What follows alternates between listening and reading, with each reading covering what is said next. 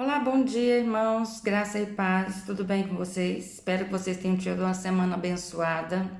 Espero que vocês tenham pensado, refletido um pouco sobre a comunhão, que é o nosso objetivo aqui, refletir sobre o tema que nós estamos abordando na igreja nesse mês de outubro, sobre comunhão, né? E aqui nas nossas pequenas reflexões nós já vimos o conceito, né, da comunhão, que é o compartilhar de tudo o que eu sou e o que eu tenho com o outro, né? Nós já vemos por que a comunhão ela é tão importante, ela é necessária, né, para nós humanos. Vimos que a comunhão ela é importante para nós como cristãos porque ela revela o nosso nível de comunhão com Deus, é o reflexo da nossa comunhão com Deus, né? E ela também atende a uma das maiores necessidades do ser humano, que é o amar e o ser amado, e através da prática da comunhão, a gente tem essa oportunidade, né, de dar e receber amor, carinho, afeto, né, acolhimento ao outro, e essa é uma necessidade, né, fundante do ser humano. Então, a segunda razão porque a comunhão é tão importante, porque ela supre, né, nos dá a oportunidade de atender essa necessidade do ser humano, que é o amar e o ser amado. E a terceira necessidade que nós falamos na semana passada é que a comunhão ela é a base do nosso amor ao mundo, ou seja, só porque nós temos comunhão com Deus, nós temos comunhão uns com os outros, nós podemos olhar para o mundo perdido e querer que ele também tenha essa comunhão e nos dispormos para também, né, levarmos a mensagem, né, de transformação para o mundo que está perdido sem Cristo, necessitado de amor, de afeto, de acolhimento, enfim, de Deus, de salvação, não é? Então, vendo como a comunhão ela é algo tão importante para o ser humano, tão importante para a igreja do Senhor Jesus, a gente percebe que ela é algo que a gente precisa dar atenção, que a gente precisa cuidar, que a gente precisa, né, ajudar a crescer, ajudar a aperfeiçoar, não é? E, inclusive, falando em aperfeiçoar, a gente lê aqui em João, no Evangelho de João, capítulo 17, quando Jesus estava fazendo a oração sacerdotal, se despedindo aqui da sua vida terrena, né? Do tempo que ele esteve aqui fazendo a sua obra, cumprindo a sua obra, ele estava se preparando para voltar para o Pai, e ele ora pelos seus discípulos, e ele ora não só pelos seus discípulos, mas ele ora também por todos aqueles que viriam a crer, né? No verso 20, João 17, verso 20, Jesus fala assim: não rogo somente por estes, mas também por aqueles que vierem a crer em mim por intermédio da sua palavra, a fim de que todos sejam um. E como és tu, ó Pai, em mim e eu em ti, também sejam eles em nós, para que o mundo creia que tu me enviastes. Versículo 23 diz assim: eu neles e tu em mim, a fim de que sejam aperfeiçoados em unidade. Nós podemos dizer que a unidade ela é o ápice da comunhão, né? É a comunhão aperfeiçoada. Então, para que sejam aperfeiçoados na unidade, para que o mundo conheça que tu me enviastes e os amastes, como também amastes a mim. Então, tudo tem um propósito, né? O Salomão já sabia que tudo tem um propósito debaixo do sol, tem um tempo debaixo do sol, né? E Jesus aqui está orando a nosso favor para que a comunhão seja uma realidade na nossa vida, assim como é uma realidade entre o Pai, o Filho e o Espírito Santo.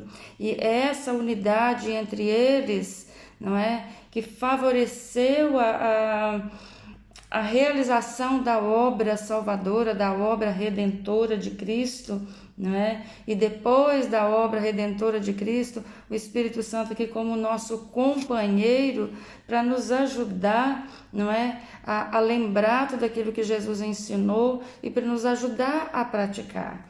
Então, era a intenção de Jesus que vivêssemos a comunhão.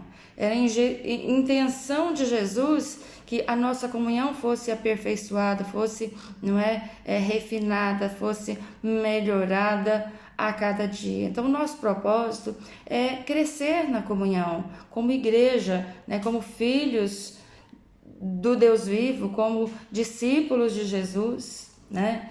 E aí a gente pergunta, hoje, como é que a gente pode melhorar a nossa comunhão como igreja?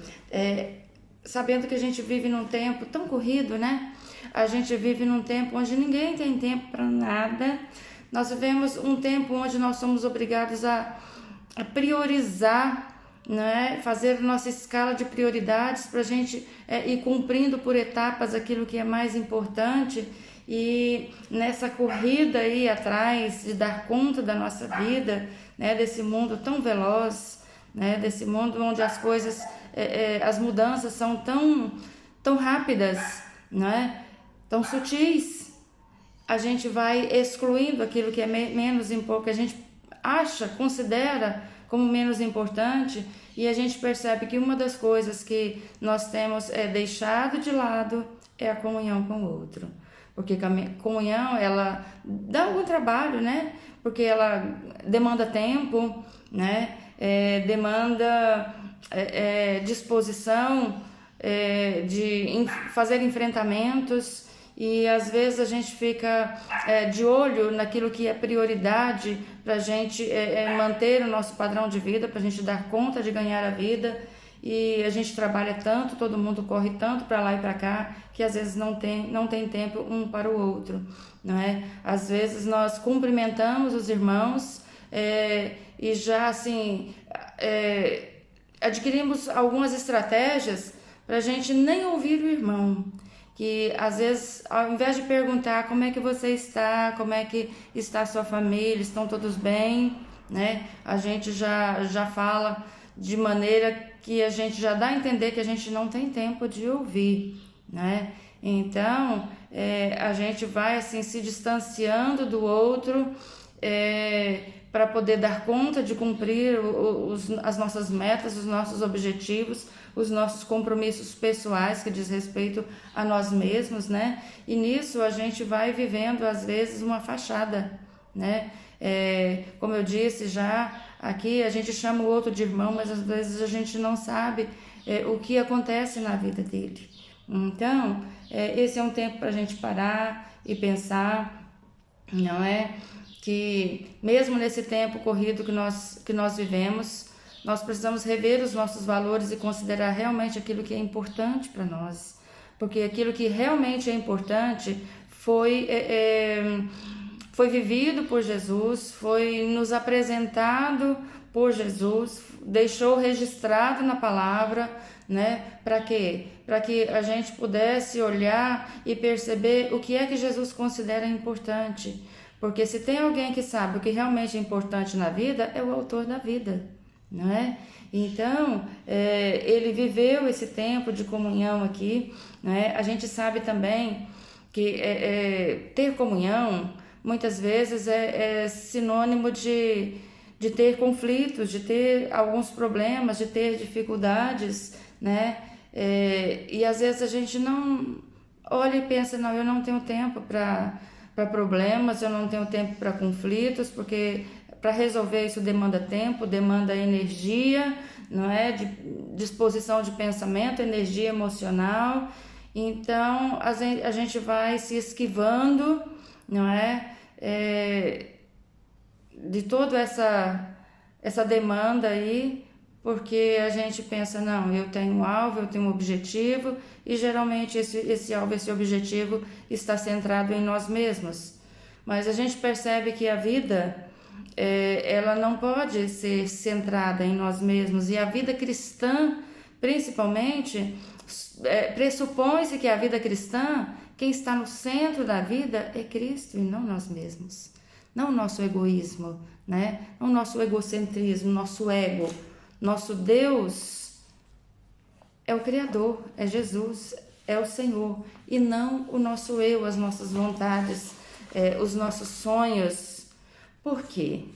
Porque a própria palavra diz que os planos de Deus são maiores que os nossos, né? Deus está no passado, no presente, no futuro, Ele conhece todas as coisas e Ele sabe melhor do que nós o que é melhor para nós.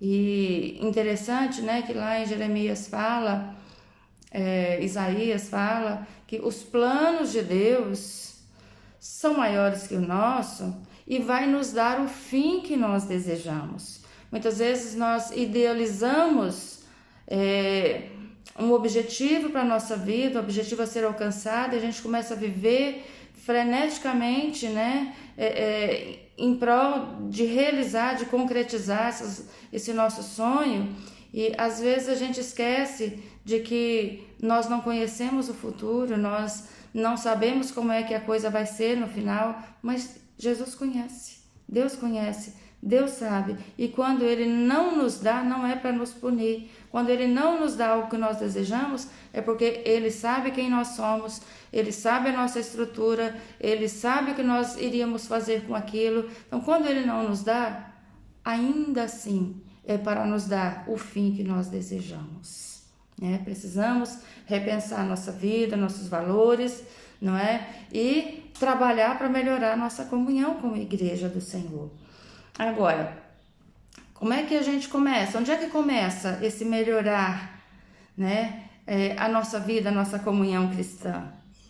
Eu creio que tudo começa pela consciência, né? O tomar consciência da importância da comunhão para o ser humano, eu creio que é o ponto de partida, né, para a gente fazer alguma coisa para melhorar. E como nós já falamos também, eu creio que o segundo ponto para melhorarmos a nossa comunhão é dispor o nosso coração. Eu quero melhorar, né, a minha comunhão com Deus e com o outro, né? E o ponto de partida mesmo na prática é melhorar a nossa comunhão com Deus. Porque quando nós vimos na primeira reflexão, nós vimos que ela é tão importante, porque ela, na segunda reflexão, aliás, nós vimos que a comunhão é tão importante porque ela revela a nossa comunhão com Deus. E que se nós temos comunhão com Deus, é impossível a gente não querer se interessar pelo que Deus interessa. Quando nós temos comunhão com Deus, nós temos interesse por aquilo que Deus se interessa.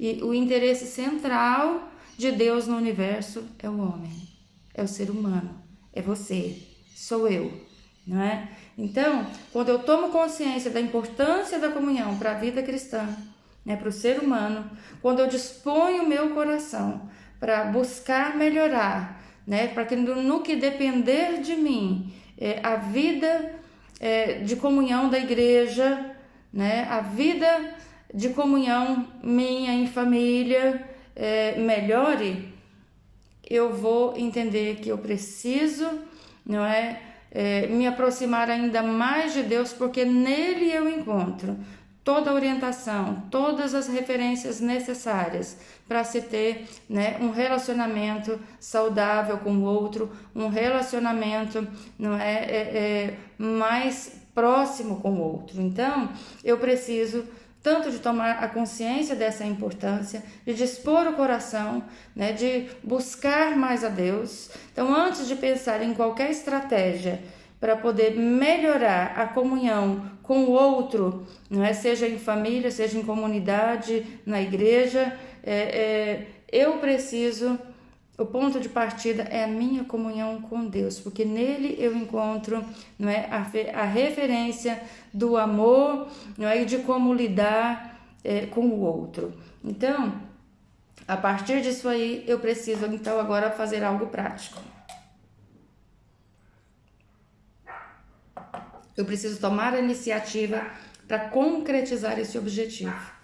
E nós sabemos que existem inúmeras formas de praticar a comunhão uns com os outros.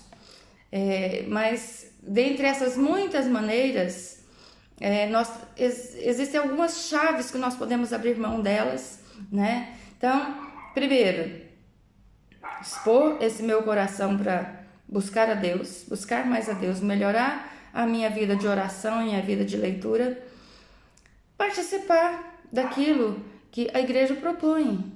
Por exemplo, os pequenos grupos. Os pequenos grupos são um ambiente muito favorável para promover a comunhão, porque ali eu vou conhecer um pouquinho mais do outro, né? Grupos grandes, a gente não tem esse tempo, essa oportunidade de conhecer melhor o outro, né? Geralmente o grupo grande fica tudo muito no superficial, né? Até porque o tempo não favorece.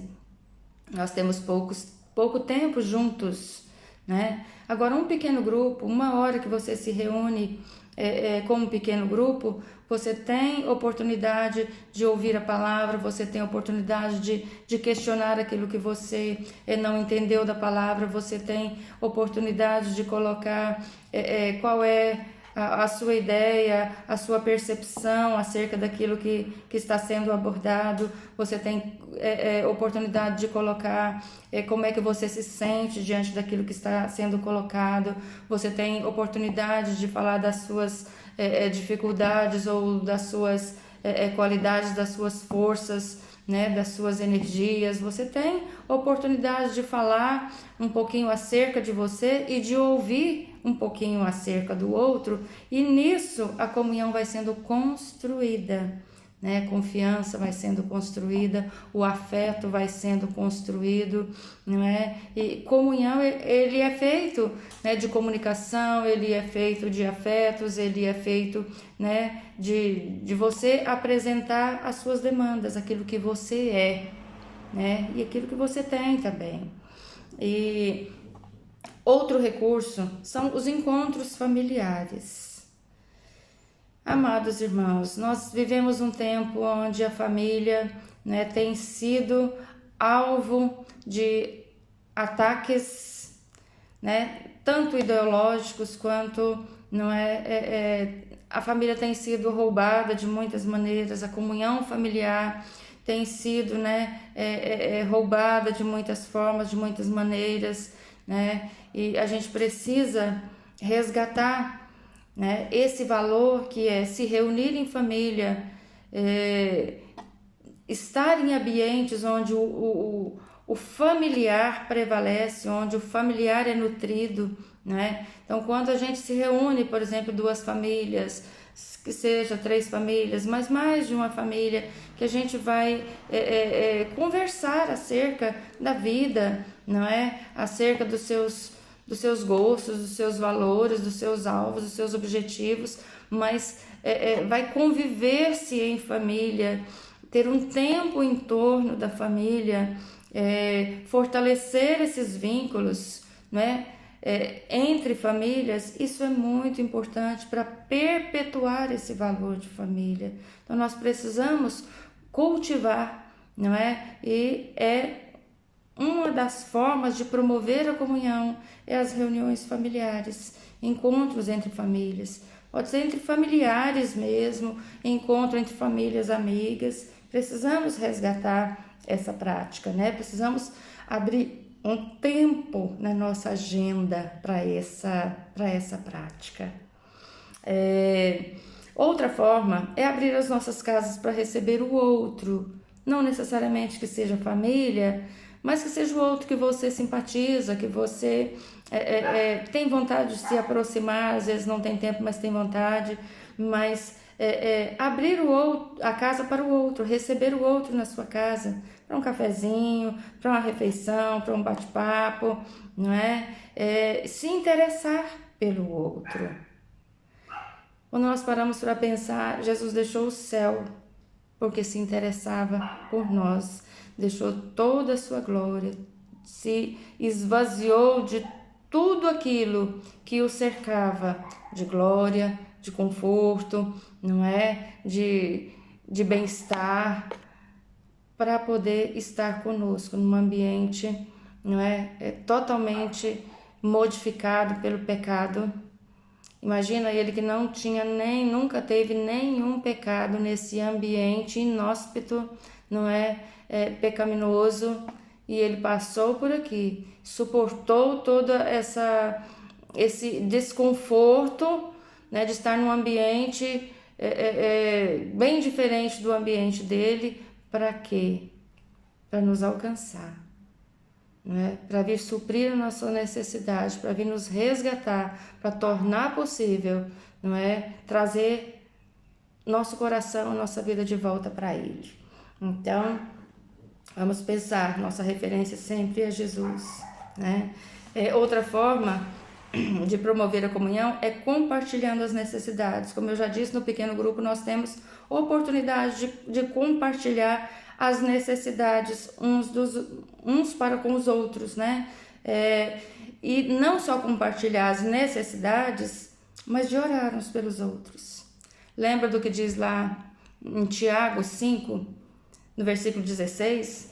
Confessem as suas faltas uns aos outros e orem uns pelos outros, a fim de que vocês possam ser curados. A oração fervorosa de um justo tem muito poder nos seus resultados maravilhosos. Então, confessar as suas faltas, não só as suas faltas, mas suas necessidades uns aos outros, e orar uns pelos outros, com a finalidade de sermos curados, né? Então, compartilhar necessidades faz parte da comunhão. Agora, não só as necessidades, mas compartilhar os recursos. Se você tem necessidade e eu tenho recurso, não é? Vamos compartilhar. Se eu tenho necessidade e você tem recursos, vamos compartilhar. Às vezes eu não tenho o recurso para suprir a sua necessidade completa, mas eu tenho parte. Eu posso contribuir com uma pequena parte. O outro ali que está te ouvindo também pode contribuir com uma pequena parte. E assim nós podemos viver, não é? A comunhão, que é a comum união. Ou seja, nada do que eu tenho é exclusivamente meu. Mas se Deus tem me dado é para ajudar a suprir as necessidades uns dos outros. E uma outra forma de promover a comunhão é celebrar momentos especiais juntos, né? Nós já dissemos no início, quando falamos em comunhão, pensamos em celebração, não é? Então, isso também faz parte do construir aí e manter e promover a comunhão, que é celebrar os momentos especiais juntos. Tanto os especiais de conquistas, né, de vida, de realizações, quanto os momentos de luta, de dificuldade, de luto, né, de vale, em que eu preciso do outro. Então, é por aí que nós vamos construindo, mantendo e promovendo a comunhão entre a Igreja do Senhor Jesus. Que o Espírito Santo possa ministrar ao seu coração aquilo que a palavra humana não alcança, né? Aquilo que o ser humano não pode fazer, que o Espírito Santo faça na sua vida, e que você possa ser, né, ministrado pelo Senhor, e você possa estar a cada dia vivendo essa graça, né, de uma melhor comunhão com Deus, com o outro, e que a sua vida venha refletir, que a comunhão que você vive com Deus e com o outro venha resultar na salvação de outras pessoas que estão precisando de Jesus. Que Deus abençoe a sua vida, a sua casa e a sua comunhão, em nome de Jesus. Amém?